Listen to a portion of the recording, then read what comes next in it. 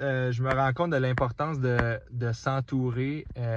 Bon, ça va faire 10 ans qu'on est en affaires. Moi, au départ, j'ai parti avec un gars qui s'appelle Nick Dubo, un estique de tank, un gars qui a pas peur d'une page blanche, de défricher, de découvrir. Aucune épreuve trop grosse pour lui. Puis longtemps, je pense, je me suis battu un peu contre ça parce que j'étais comme, ouais, mais là, ça shake le monde autour, ça brasse. Des fois, ça considère pas tout le monde en chemin. Des fois, c'est un peu projet coin de table.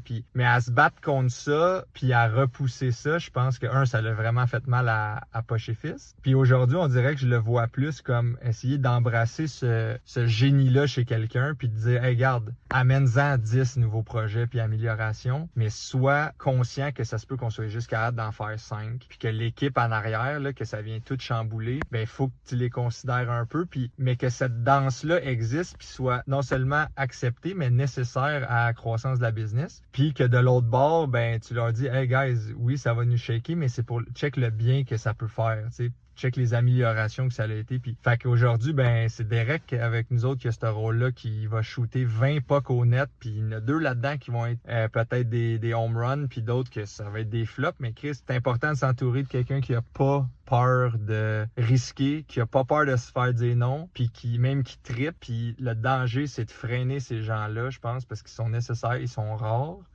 Mais si vous avez une vision commune, si vous partagez des valeurs similaires, ben Chris, ça peut faire des équipes de feu d'avoir ce monde-là.